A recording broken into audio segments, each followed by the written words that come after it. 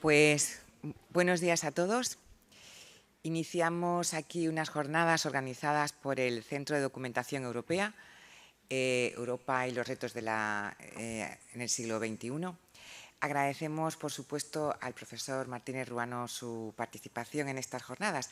Voy a contar un poquito la historia porque son unas jornadas que se van a realizar ya presencialmente el día 20 de octubre. El profesor Martínez Ruano, por problemas de agenda, no podía estar el día 20 y por eso nos pidió pues, que adelantáramos su intervención a hoy, 5 de octubre. Es muy de agradecer que haya adaptado también su agenda para estar hoy aquí con nosotros. El título de esta ponencia y de las jornadas en las cuales se engloba esta ponencia, pues creo que a todos nos pueden hacer comprender la relevancia que significa para nosotros como españoles nuestra pertenencia a la Unión Europea. Hemos vivido un siglo XXI, principalmente en los últimos 6 años, con muchísimos retos y muchísimos cambios. Todos recordamos la pandemia, ahora la guerra de Ucrania, la crisis energética, la crisis alimentaria. Entonces, lo que nos planteamos es evaluar y analizar en qué medida nosotros como españoles y por lo tanto como miembros de la Unión Europea nos enfrentamos a un mundo globalizado y en permanente reto. Está bien que para vosotros, la mayoría de estudiantes de tercero de Derecho, pues empecéis ya a plantearos la vida como un reto, porque al final lo bonito es lucharla y descubrir que uno tiene sus herramientas, que veremos que la Unión Europea puede hacer frente a estos desafíos. Entonces creo que nos sirve como formación académica, pero también como formación humana, para que nosotros veamos cómo tenemos que luchar la vida y descubrir herramientas sociales e individuales. Pues cedo la palabra a la profesora Fátima Pérez, en colaboración con la cual se ha organizado esta jornada. Muchísimas gracias. Bien. Gracias, Ana Fe, gracias, profesora Gil Sierra. Gracias también a todos los asistentes esta mañana, a todos los alumnos de tercero de Derecho.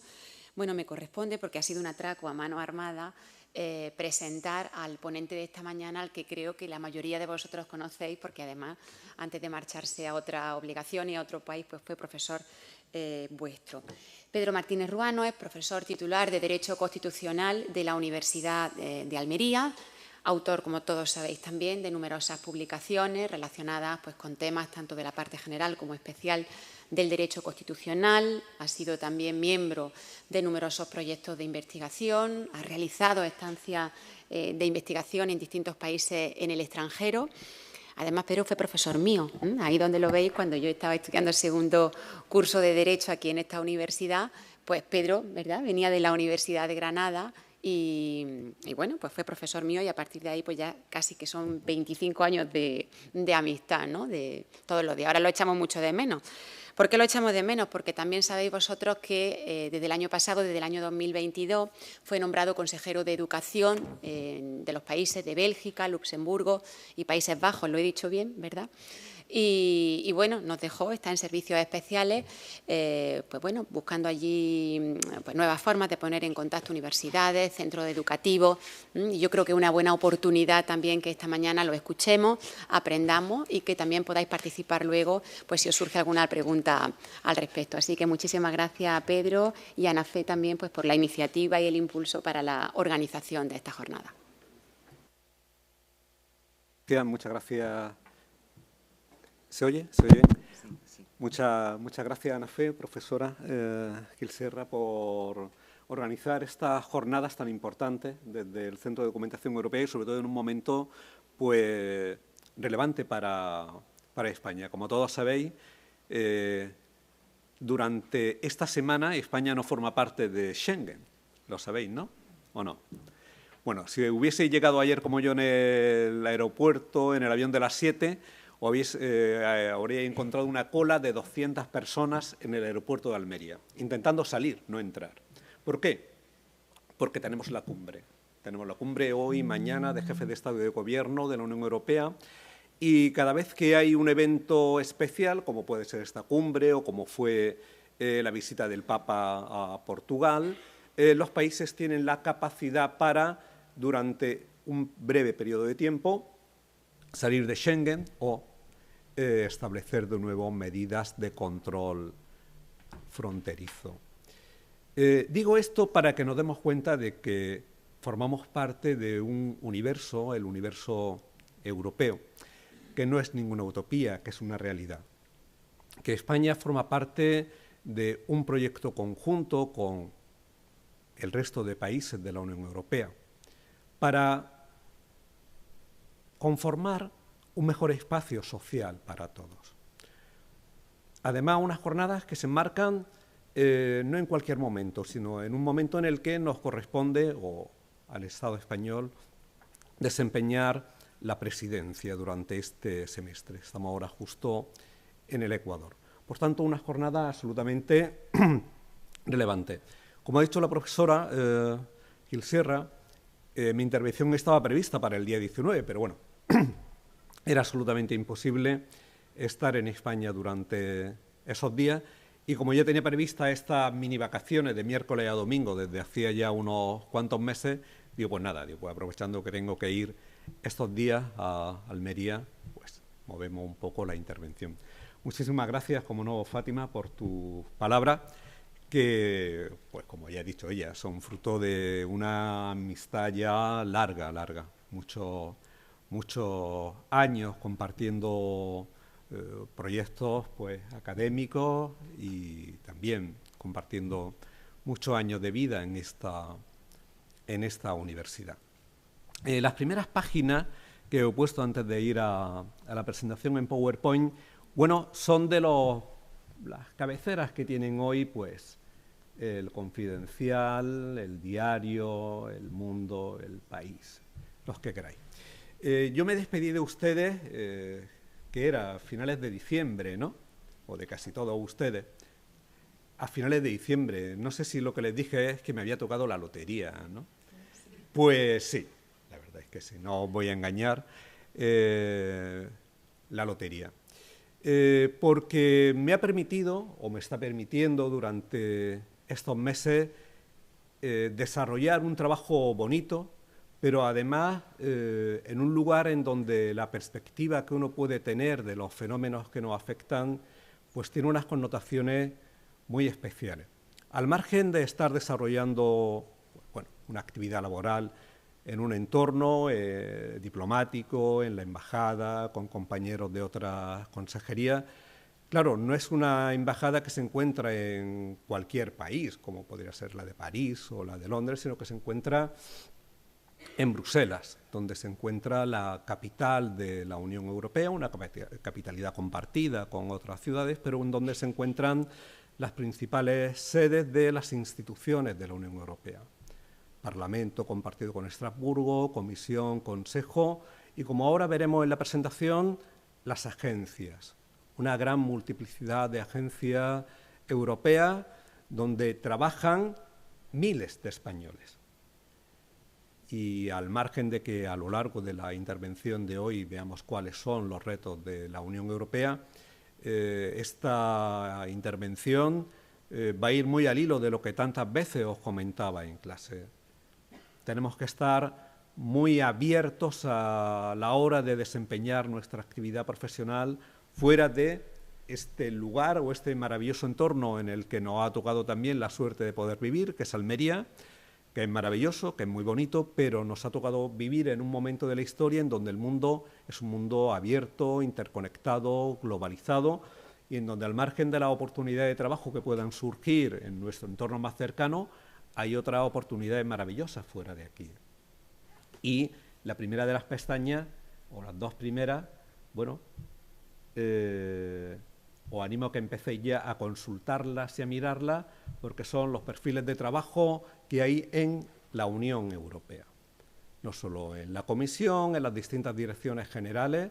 He visto que en el programa vais a tener la oportunidad de conocer, conversar con otros compañeros que están allí en las instituciones, que tienen una altísima responsabilidad dentro de la Unión Europea y que a buen seguro van a poder informar muchísimo mejor que yo sobre cómo se desarrolla la actividad en el marco institucional de la Unión Europea, pero bueno, yo lo poco que he ido aprendiendo en estos meses, en la medida de lo posible, y luego ya se lo daré los enlaces a la profesora Pérez Ferrer para que ella os lo mande, que veáis que, bueno, desde un punto de vista jurídico estamos en una primera línea para poder acceder a una gran cantidad de puestos de trabajo, de ofertas de trabajo de la Unión Europea, pero ofertas de trabajo a las que se puede llegar desde otras muchas titulaciones.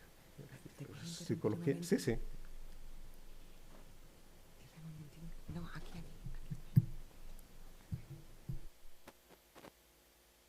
Un breve inciso. En las jornadas del día 20, que tienen el mismo título, La Unión Europea ante los retos del siglo XXI, hemos intentado que todos los ponentes sean de Almería, es decir, todos los funcionarios de la Unión Europea que nos van a venir son almerienses. Por eso también queríamos que Pedro estuviera presente, pero no nos íbamos a perder a Pedro, por eso lo hemos pasado al día 5. O sea que la idea que está transmitiendo es plantearos un futuro internacional, pues queríamos que vierais almerienses con una actividad europea, por lo tanto internacional. Simplemente era ese detalle. Ya lo sabéis, hay que ponerse las pilas. Y las pilas, ya sabéis todos por dónde empiezan. El inglés, o el alemán, o el francés, Sí.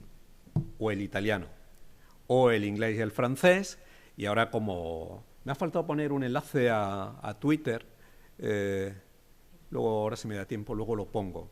El viernes pasado tuve la oportunidad de asistir a la primera intervención en catalán desde el atril de la presidencia del Parlamento Europeo. ¿Y quién lo hizo? La hizo el rector de la UVV, de la Universidad Libre de Bruselas, en la versión flamenca, en donde en la presentación de un proyecto universitario, el proyecto Utopía, una alianza de universidades, el 90% de su intervención, como ahora os diré, la dedicó al multilingüismo, a la importancia de que la universidad sea un espacio abierto, interconectado. ¿A raíz de qué? De la política que están desempeñando ahora mismo Países Bajos, también la parte del gobierno flamenco en Bélgica, estableciendo cuotas de neerlandés obligatoria en los títulos universitarios. Ahora prácticamente todas las titulaciones universitarias en Países Bajos se imparten exclusivamente en inglés, pero exclusivamente es el 100% en inglés. El anterior gobierno o el gobierno en funciones de Países Bajos, porque van a tener elecciones ahora en breve, tenía ya un proyecto de ley en el Parlamento para obligar a que parte del currículum se tuviese que impartir obligatoriamente en neerlandés, un 25, 30, 40%. Bueno, las universidades holandesas se han rebelado. Parte de las universidades flamencas en Bélgica también. ¿Por qué? Porque no entienden que la globalización se pueda hacer con cuotas lingüísticas para sus lenguas de origen. Si queremos que la universidad sea un espacio abierto, si queremos que se produzca la internacionalización del conocimiento, es absolutamente necesario que cualquier ciudadano de cualquier país pueda estudiar en cualquier universidad. Bueno, y en ese alegato sobre el multilingüismo, pues apareció la intervención del rector de la UVV, que, como les decía, terminó su intervención hablando en catalán, haciendo referencia a la importancia del multilingüismo, la importancia de que todos los ciudadanos conozcan las lenguas de su país. Él empezaba hablando de la necesidad de que cualquier alumno flamenco hable francés y los franceses flamencos, aparte de, evidentemente, inglés o alemán o español. Una de mis principales actividades como consejero de educación en estos tres países es la promoción del español. No os podéis imaginar la demanda que tiene el conocimiento del español. Sobre todo en Países Bajos, no somos capaces, la acción educativa exterior española es incapaz de poder satisfacer toda la demanda que hay de aprendizaje del español. Tenemos 3 asesoras no dan abasto con la cantidad de cursos que dan en, sobre todo, los sistemas educativos a lo largo de toda la vida, que tienen muy bien implementado en estos países, para personas que ya tienen su titulación, y la enseñanza que más se demanda en todos los centros de formación continua de Países Bajos, Luxemburgo y Bélgica es el español. Así que empezad a imaginaros la gran cantidad de neerlandeses, de belgas y de luxemburgueses que se ganan la vida enseñando español a sus compatriotas. Ustedes tienen ventajas sobre ello, ¿vale? Porque ya saben español, ¿vale? Así que si hay un filón ahora donde se puede uno ganar muy bien la vida es enseñando español, porque piensen que el español es la segunda lengua comercial del mundo, después del inglés. ¿De acuerdo? El francés, bien, pero nosotros tenemos una cuota y una capacidad de mercado, y si un empresario alemán tiene que formar en idiomas a sus trabajadores, evidentemente lo primero que les va a exigir es inglés, pero luego les va a exigir español. Así que nos vamos poniendo las pilas en ese sentido. Y hoy he puesto también las 4 portadas del País, El Mundo, El Diario, porque, como decía, Bruselas, un lugar privilegiado para observar lo que pasa en el mundo. Pues aparte de la lotería que me tocó en diciembre, luego al llegar allí me tocó otra, y fue que el grupo de corresponsales españoles en Bruselas me adoptaron dentro de su grupo. Con lo cual es una maravilla pues tomarte un café o una cerveza con Pablo Suárez del País, con Nacho Alarcón del Confidencial, con Irene Castro del Diario, con María Sauquillo, Manolo González del País, en fin, una alegría. ¿Por qué? Porque ellos son los que están, desde luego, en un contacto más directo con los principales actores de la Comisión, del Consejo, del Parlamento, porque manejan un nivel de conocimiento de lo que sucede en el mundo muy importante. Ellos están, pues, bueno, algunos ya se vinieron el viernes en Granada acompañando a todos los jefes de Estado y de Gobierno, pero cuando hay que ir a Kiev van a Kiev, cuando hay que ir a Lituania van a Lituania, cuando hay que ir a Roma están en Roma. Con lo cual, bueno, la posibilidad de tener una visión de lo que sucede, bueno, un poquitín más amplia de la que podemos tener simplemente pues a través de lo que aprendemos a través de los medios de comunicación, pero leyéndolos o viéndolos, o que podemos tener desde aquí. Una conferencia o una charla o una intervención sobre los retos de la Unión Europea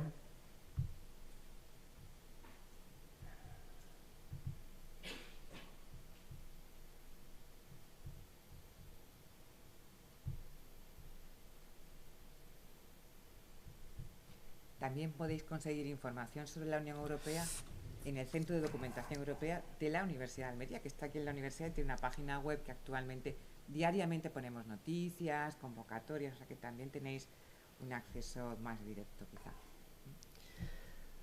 Una intervención, como os decía, en la que algunas de las ideas que os voy a transmitir han sido fruto, evidentemente, de la reflexión, del conocimiento, pero también de lo que he estado escuchando en este último mes, y sabiendo que venía, digo, bueno, ¿de qué les voy a hablar yo a estos exalumnos? Y que espero, no sé si os veré el año que viene en cuarto, estamos todavía sin saber muy bien cómo irán esas cosas. Una idea que han sido un mantra a lo largo de este mes de septiembre en la apertura de curso de todas las universidades belgas, neerlandesas y la de Luxemburgo. Porque no ha habido rector ni rectora de la Universidad Católica de Lovaina, de la KU Leuven, de la Universidad de Utrecht, de la de Ámsterdam, de la de Mons, que no haya hecho precisamente referencia en sus intervenciones precisamente a esto, a los retos de Europa, a los retos de la Unión Europea, a cuál debe ser el papel de la universidad europea en el siglo XXI. Y si algo estaba claro, es que esos retos de la universidad para el siglo XXI están absolutamente vinculados con las problemáticas que afectan de forma diaria y de forma primaria a toda la Unión Europea. Y aquí les he hecho como una breve síntesis de todas esas temáticas a las que han ido haciendo referencia y que, como verán, tiene una relación absolutamente directa con qué debe hacer y qué debe ser la Unión Europea. En primer lugar, la Unión Europea necesita un nuevo renacimiento que evidentemente tiene que estar vinculado a la apertura a nuevos países. Una ampliación difícil, porque la ampliación es necesaria, es necesario que la Unión Europea se amplíe, pero claro, también es necesario que no cometamos los errores que hemos cometido en las últimas ampliaciones. La Unión Europea es un club selecto, no solo de países que cumplen con un conjunto de estándares desde un punto de vista económico y social, sino también ideológico. Es necesario que se cumplan estándares en materia de protección de derechos humanos, de Estado de Derecho, de justicia, de democracia. Porque con las actuales reglas de la Unión Europea, los principales asuntos se deciden por unanimidad. Y claro, si hay un conjunto de Estados cuya vocación europeísta está en duda, Polonia, Hungría y cada vez más Estados occidentales, es más difícil poder tomar decisiones en esos ámbitos. Ayer Italia parece que ya desbloquea la nueva política migratoria. Pero si ni siquiera dentro de los grandes estados podemos encontrar consenso, no esperemos que los nuevos estén en ello. Por tanto, una ampliación, un renacer de la Unión Europea que es necesario, que es importante, pero que tenemos que ser muy cautelosos con los pasos que se dan en relación a la ampliación, mirando hacia Turquía, mirando hacia Serbia, mirando a los países de los Balcanes y, por supuesto, mirando a Ucrania. Curiosidad. Europa, la Universidad Europea, nace de la curiosidad, del ansia de conocimiento, de ese deseo de personas que estaban en Castilla, que estaban en León, que estaban en Aragón, que estaban en Italia y se acercan a Bolonia, se acercan a Roma, se acercan a París, se acercan a las primeras universidades. Apertura, conectividad, democracia. No ha habido rector que no haya hecho referencia a la importancia de la universidad para construir ciudadanas y ciudadanos que no se cuestionen la democracia como pilar fundamental de la construcción de cualquier modelo social. Y esto que hace un siglo pues era, o no era casi necesario decirlo, hoy hace falta, porque hay una gran cantidad de movimientos sociales y políticos que cuestionan la democracia, que la cuestionan teóricamente, pero que también la cuestionan, si no teóricamente, con sus actuaciones y sus acciones diarias, basadas en el populismo, basadas en la demagogia, basadas en la ausencia de respeto a colectivos, basadas en la homofobia, en el machismo, en el racismo. La importancia de la ciencia, precisamente, para luchar contra la intolerancia, el fanatismo y, sobre todo, el negacionismo, ¿no? Un negacionismo que ya es un negacionismo científico, en donde, bueno, simplemente se cuestiona la ciencia, se cuestiona el cambio climático, se cuestiona la necesidad de buscar soluciones distintas desde un punto de vista energético, también negacionismo social, porque es el peor de todos. Es el que se produce cuando entendemos que determinados colectivos no existen o los tratamos como si no existiesen, o la respuesta que se le quiere dar desde el ordenamiento jurídico es esa. No vamos a dar una solución para las personas de otro color, de otra etnia, de otra religión, de otra orientación sexual. Ese negacionismo deshumaniza a quienes pertenecen a esos colectivos. Y, evidentemente, no es racional, no es sensato, no es tolerable. Como decía, una Europa y una universidad que requieren, evidentemente, del multilingüismo. La llave que abre todas las puertas es el inglés.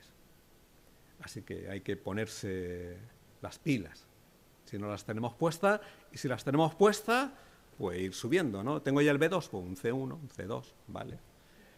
Precisamente para poder alcanzar esa excelencia. Ojo, una excelencia que tiene que ser compatible con la inclusividad. Tenemos que buscar la excelencia en la gestión, en el desarrollo de las políticas públicas, pero sin olvidarnos de que no todas las personas tenemos las mismas oportunidades a lo largo de la vida y que hay que hacer posible que se alcance esa igualdad de oportunidades por parte de cualquiera forme parte del colectivo que sea.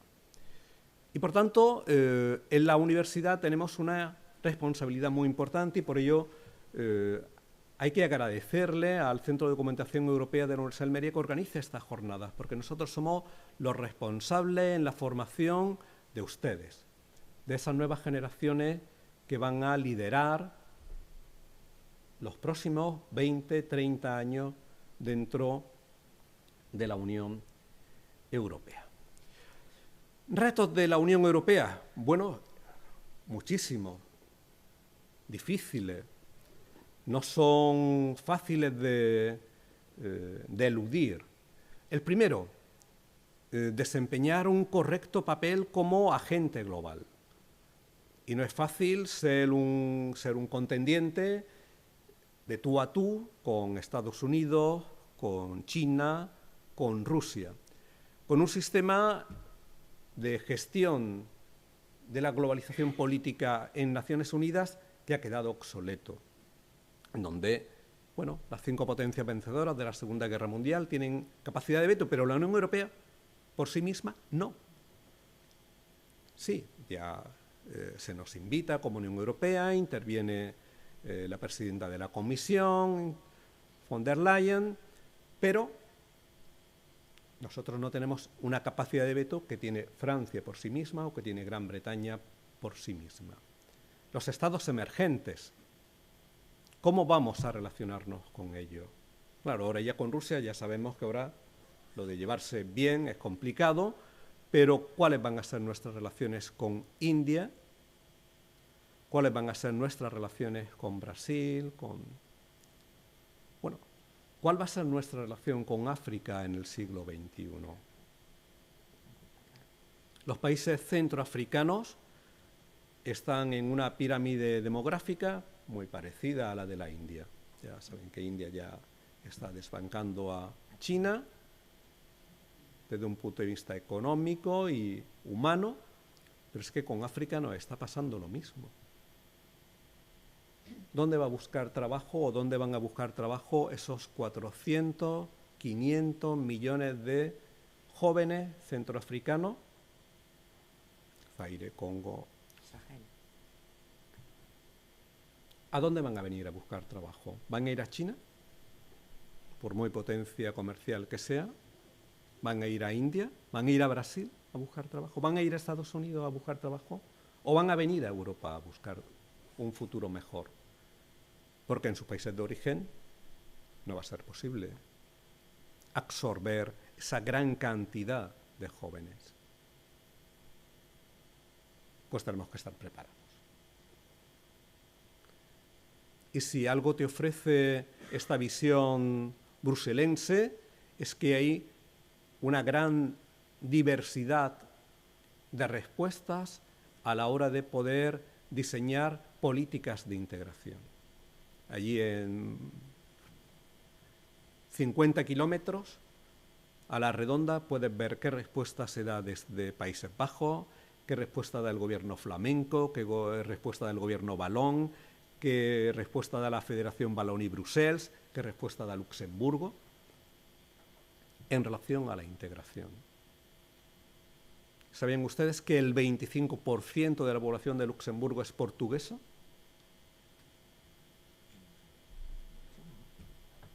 El 25%. De 600.000, 150.000 son portugueses. ¿De acuerdo?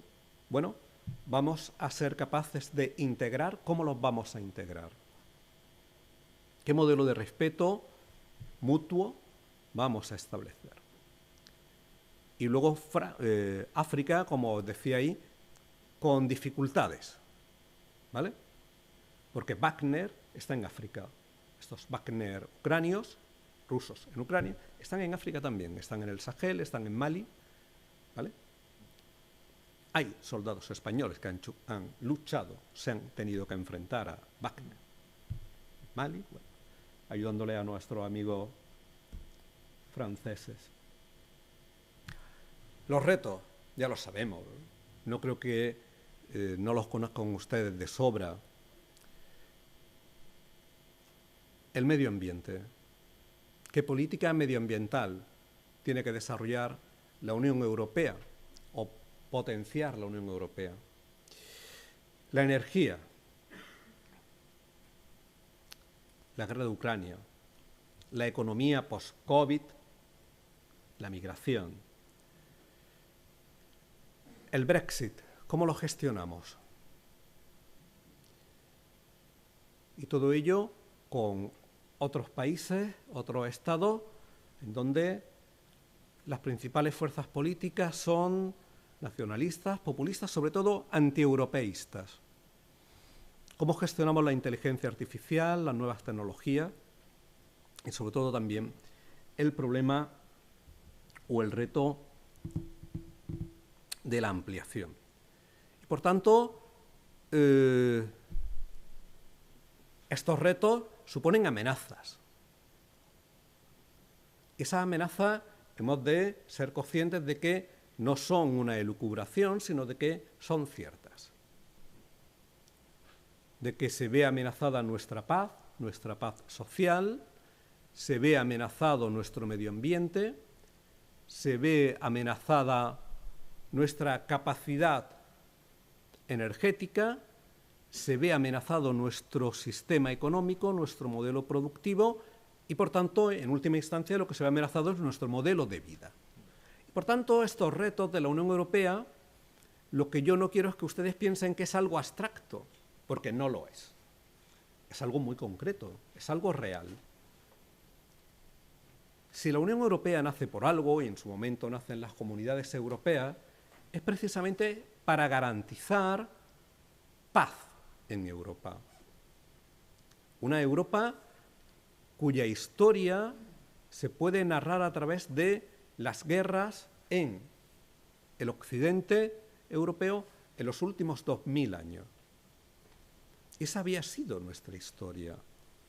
Una historia de guerra, de confrontación, de conflicto. No hay década durante todo el siglo XIX en donde no hubiese enfrentamiento entre estados de la Unión Europea. Los más conocidos, sobre todo, evidentemente, entre Prusia, Francia, Alemania, Francia, pero esto llega hasta el siglo XX y después de la Segunda Guerra Mundial el gran éxito de las comunidades europeas fue garantizar, al menos en Europa Occidental, el periodo de paz más largo que hemos tenido a lo largo de nuestros últimos 2000 años de historia, que se dice pronto. Ese es el mayor éxito de la Unión Europea, de las comunidades europeas.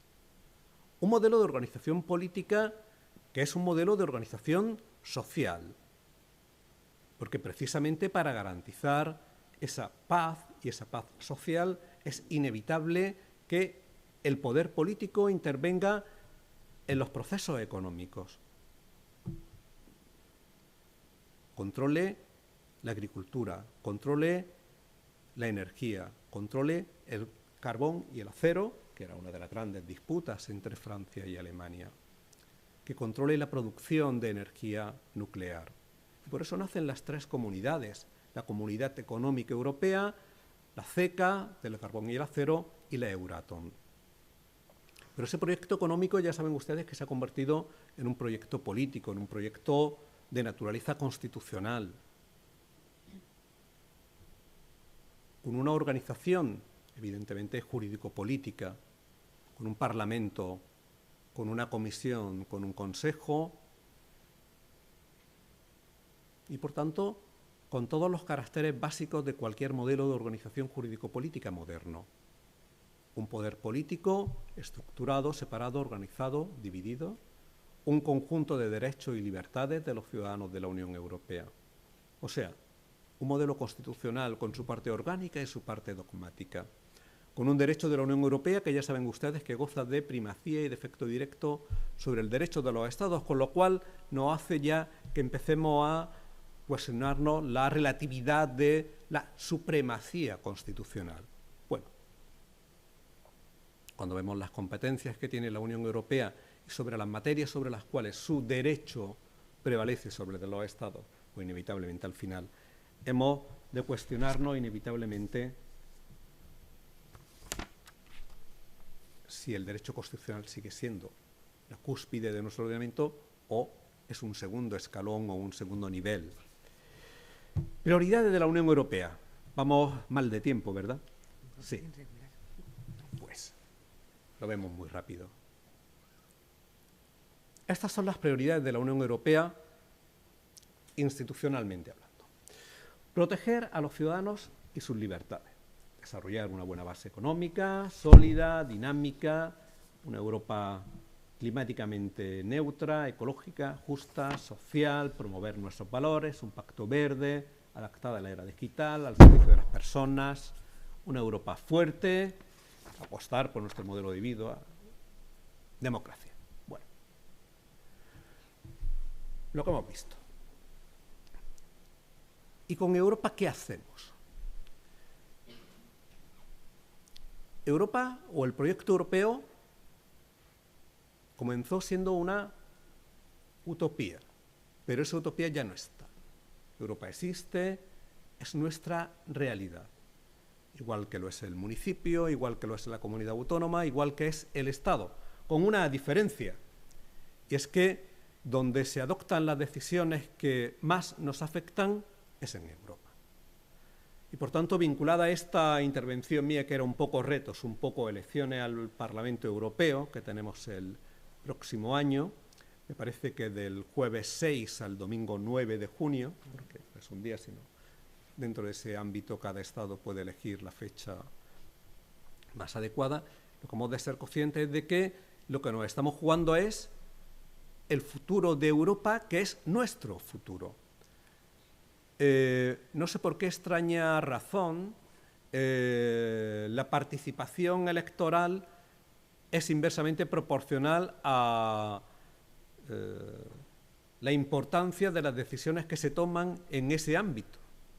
Y por tanto, participamos mucho en aquellos procesos electorales para elegir aquellas cuestiones que nos afectan poco, nada o casi nada, y luego en las elecciones al Parlamento Europeo, que es donde se toman las decisiones que más nos afectan, es donde menos participación hay. Cosa absolutamente incomprensible. Pero ustedes ya tienen que tener claro que donde se adoptan las decisiones que más nos afectan es precisamente en el ámbito de la Unión Europea. Y por eso no es que les anime a participar, es decir, yo creo que todos tenemos una obligación moral de construir una mejor Unión Europea para todos. Quizás lo que nos falta es un poco de identidad, ¿no? Y esa identidad, pues a veces es muy simbólica. Yo, por lo pronto, el 9 de mayo, lo he puesto hoy para que nada se me olvide, ¿no? El 9 de mayo debería ser fiesta obligatoria en todos los países de la Unión Europea. Totalmente de acuerdo. O sea, ese día todo el mundo sabe que no hay trabajo, no hay universidad, no hay colegio, porque se celebra el Día de Europa. Son mil cosas, pues o quitamos una de las fiestas o sustituimos una, añadimos una, que es lo que más nos gusta, perfecto. Sí. pero el día 9 lo celebramos. Claro, bien es cierto que en muchos países de la Unión Europea ese día es festivo porque coincide con la festividad de la liberación, ¿no? De cuando pues, las tropas norteamericanas, británicas, pero claro, no celebran el Día de Europa, celebran el Día de la Liberación. Bueno, el día 9 debería ser festividad. Y ya nosotros en nuestro calendario, pues ya sabemos que el Día de Europa, y ya una banderita ahí que sabemos ese día, lo vamos a celebrar. Sí hay una simbología con la que todos nos identificamos un poco, ¿no? Pues con la moneda, que ha sido un avance magnífico. Es decir, poder usar todos la misma moneda, aunque no todo cueste lo mismo en todos los países, ¿no? El índice de vida, pues hay que medirlo con lo que cuesta un Happy Meal, ¿no? Entonces, el Happy Meal o el precio del Happy Meal es lo que nos determina el índice del coste de la vida en un nuevo país al que llegamos, ¿no? Y ahí ya podemos comparar si está más o menos caro que en nuestro país Pero podemos pagar todos con la misma moneda. Maravilloso. Y la primera estancia la hice en Italia, llegué precisamente, era octubre de 2001, justo después de los atentados de las Torres Gemelas, y claro, todos los precios estaban todavía en liras. Había vestidos que costaban miles de millones de liras. Sí, sí. Eran caros, pero costaban miles de millones. Entonces, claro, aquello era una locura, ¿no? Ver una etiqueta, es decir, la etiqueta era el doble de ancha que el vestido, no tenía mucho sentido aquello. Ya ese enero, de enero a marzo, empezó el euro compatible con la moneda de cada estado y luego ya, pues a partir de marzo de 2002, ya solo quedaron, o solo quedó el euro en los países que lo adoptaron. Pero fue maravilloso. Ya a partir de marzo, pues todo era en euros. Genial, fantástico. El programa Erasmus. El otro día decía no sé qué autoridad, creo que era Sofía Eriksson, la directora general de Educación de la Comisión Europea, que hay reconocidos 1 millón de hijos de Erasmus, o fruto del programa Erasmus, ¿no? Creo que son ya 30 millones de jóvenes europeos los que han disfrutado del programa Erasmus. Bueno, pues de esos 30 ya hay 1 millón de hijos del programa Erasmus también ya andurreando por la Unión Europea. Debería ser obligatorio pasar pues, en un curso, al menos un cuatrimestre, en otra universidad de la Unión Europea. Primero porque el contexto universitario es un caldo de cultivo maravilloso para la interconexión, el conocimiento, porque es un marco de tolerancia y de respeto. No es igual irte a trabajar a otro país. Ojo, en algunos países europeos todavía se trabaja en condiciones de semi-esclavitud, o los jóvenes extranjeros que llegan a trabajar siguen trabajando en condiciones de semi-esclavitud, por llamarlo de algún modo. Y por tanto, la posibilidad de conocer otra cultura, otra lengua, otro mundo, en un contexto universitario, es algo impagable. Si además la beca, más o menos, te cubre tus necesidades vitales básicas, fantástico, maravilloso. La libre circulación. Antes el pasaporte era obligatorio para ir a cualquier sitio. Yo el pasaporte diplomático lo tuve que usar ayer por primera vez, porque ayer no estábamos en Schengen cuando llegué, pero ha sido la primera vez que lo he usado en 8 meses. Pero no lo había sacado todavía del plastiquillo. Estaba todavía sin sacar. Bueno, ayer ya me obligaron a tener que usarlo, pero no por gusto. Poder ir a cualquier país de Europa sin pasaporte, solamente con tu DNI, sin visado, sin control. Y hoy estás en Alemania, mañana en Luxemburgo y pasado en Holanda y no hay absolutamente ningún problema. No, a mí Holanda se me sigue escapando. Es decir, Países Bajos cuesta un poco de trabajo. Un espacio Schengen donde estamos todos, menos Irlanda, Bulgaria y Rumanía. Irlanda, pues sobre todo por los problemas de los acuerdos de Viernes Santo entre Irlanda del Norte e Irlanda. Pero, ojo, de Schengen forman parte Noruega, Islandia, Suiza y Liechtenstein, que no forman parte de la Unión Europea, pero sí forman parte de Schengen. El horario. Parece una tontería, pero no lo es.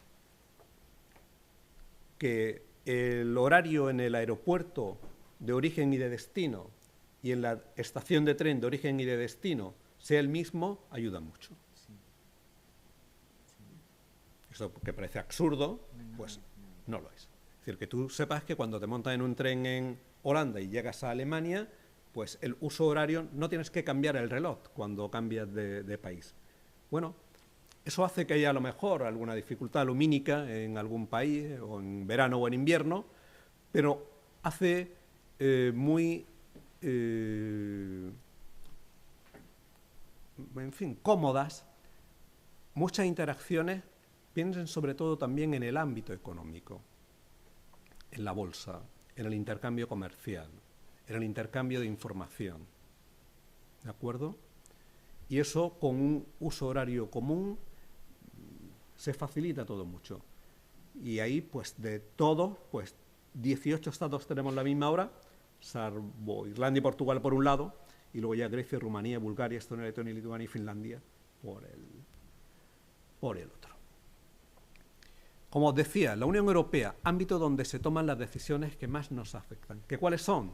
Pues las decisiones en el ámbito económico, los intereses de nuestros préstamos, que los determina el Banco Central Europeo, la migración, la educación, la sanidad, la defensa, la seguridad, los derechos. Muchas de estas materias no formaban parte de aquellas comunidades económicas europeas de hace 70 años. Pero hoy sí. Pensamos que la Unión Europea en materia de sanidad no tiene ninguna competencia hasta que el COVID nos pone de cara a la realidad. En materia de defensa hasta que la guerra de Ucrania nos pone frente a la realidad. En educación hasta que se empiezan a establecer marcos europeos que le ponen de cara a la realidad. Por tanto, hemos de tener muy claro que el 95% de las decisiones que más nos afectan se toman en Europa. Y aquí luego os dejo la presentación o dejo los datos para que veáis. Estadística legislativa de la Unión Europea.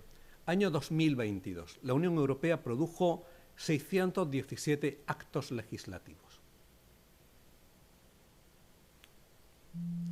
600 leyes.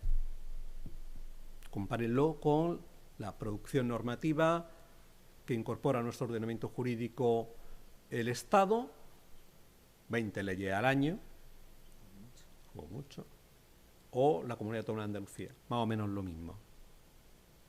Entonces, piensen en que nuestro ordenamiento jurídico va engordando todos los años y que el 95% de las normas nuevas que se incorporan a nuestro ordenamiento jurídico las produce la Unión Europea. Así que ustedes que son juristas, pues ya hemos de tener muy claro hacia dónde mirar a la hora de ver quién establece nuestro ordenamiento jurídico aplicable. Presupuesto de la Unión Europea. Ustedes dirán, la cifra por comparación, 186.000 millones comparados con los 500.000 de España o los 45.000, no parece mucho. Bueno, piensen en el volumen de la administración, ¿de acuerdo? Es decir, la Unión Europea no tiene una administración territorial más allá de las agencias. Por tanto, piensen que la mayor parte del gasto del Estado es gasto de personal y la mayor parte de esos 45.000 millones de la Junta de Andalucía es sanidad y educación, que también es personal, ¿de acuerdo? Y por tanto, piensen que esos 186.000 millones de la Unión Europea, entre comillas, es dinero para hacer política. Es decir, porque lo que al final hemos de tener claro es, una vez deducidos los gastos de personal, ¿con qué dinero puedo hacer distintas políticas? Y en ese sentido, la Unión Europea tiene una capacidad de desarrollar políticas que casi no tienen los estados y que prácticamente no tienen ni siquiera las comunidades autónomas, aunque vemos ahí 45.000 millones y dicen, parece mucho. No, nada. Al final, el 95% de esos 45.000 millones de Andalucía es educación y sanidad, ¿vale? Ya a partir de ahí, ¿qué nos queda? Muy poquito, ¿vale? La Unión Europea, sin embargo, sí tiene una gran capacidad de desarrollo de política en materia educativa. Una parte muy importante de esos 166.000 millones es la PAC, la Política Agraria Común, defensa, cultura, educación. Agencias de la Unión Europea. Echarle un vistazo, porque la Unión Europea, al margen de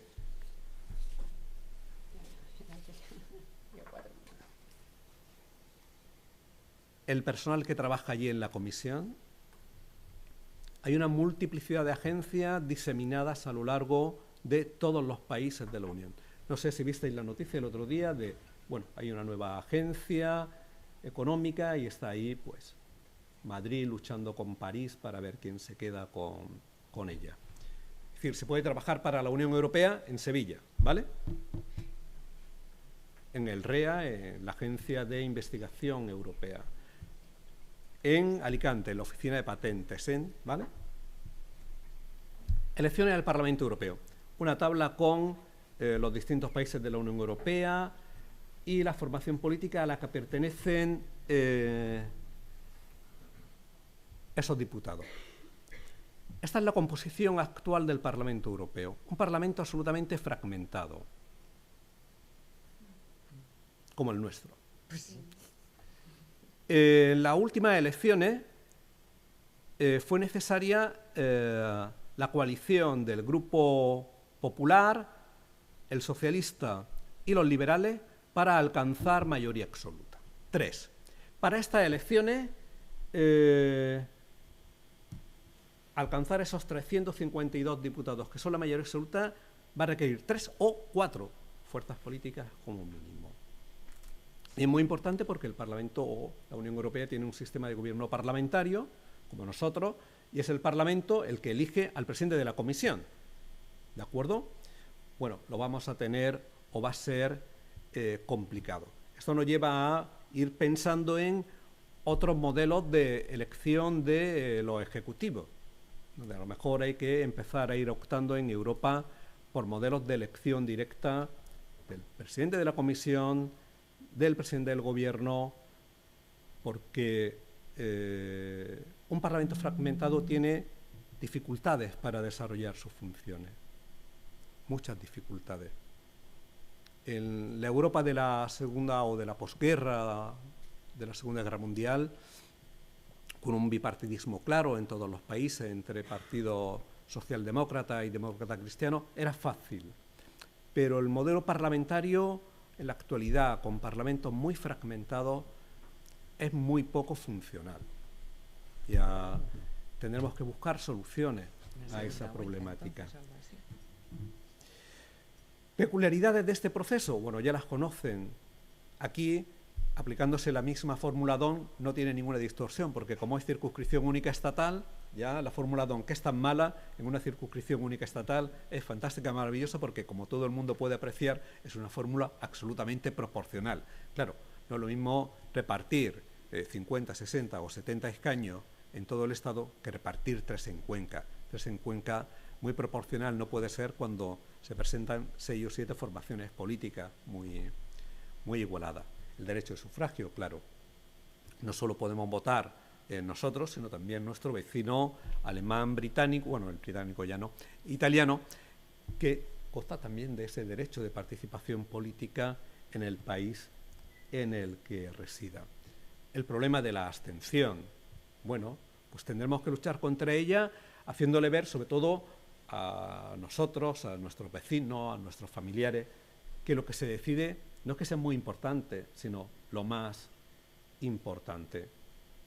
La participación de, bueno, muchos partidos en estas elecciones que no son europeístas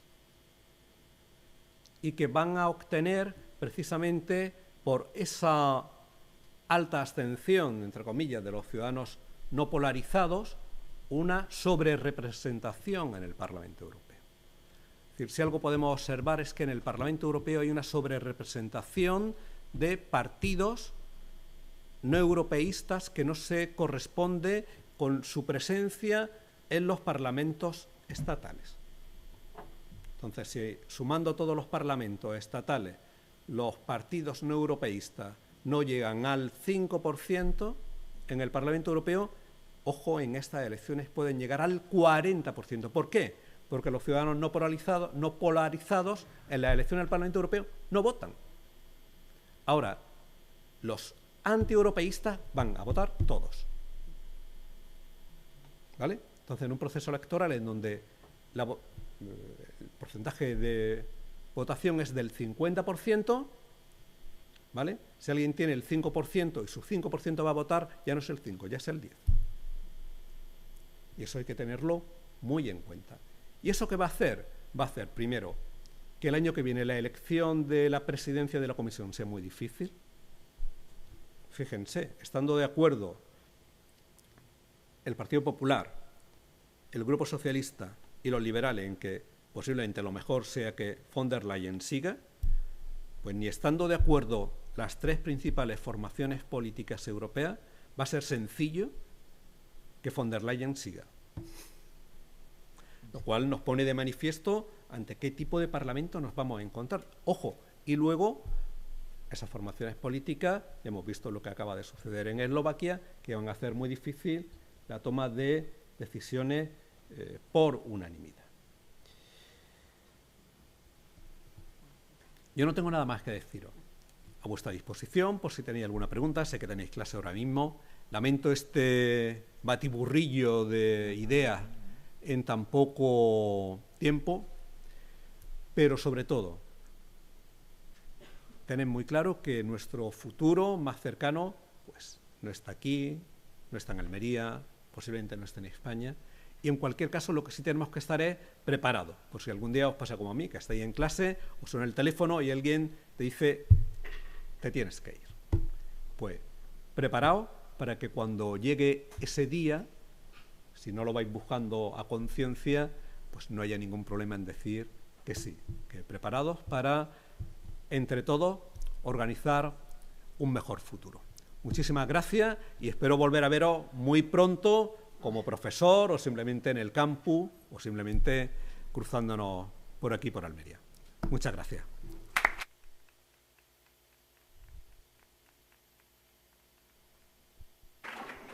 Pues agradezco muchísimo a Pedro, amigo también hace ya muchos años, y lo único que le quería puntualizar es que, por supuesto, estamos hablando de una identidad comunitaria amplia culturalmente, geográficamente, socialmente, pero también yo quiero destacar como madrileña que Almería como tierra de acogida está fenomenal, ¿eh? O sea que tenemos que plantearnos un futuro en el que los espacios cada vez se acortan menos. Pues de verdad que muchísimas gracias porque nos ha hecho una introducción fantástica de la cantidad de retos y efectivamente hemos visto nuestra responsabilidad, nuestra capacidad de decisión en esos retos que nos plantea un mundo sinceramente apasionante. Pues muchísimas gracias y nos vemos muy pronto. Gracias.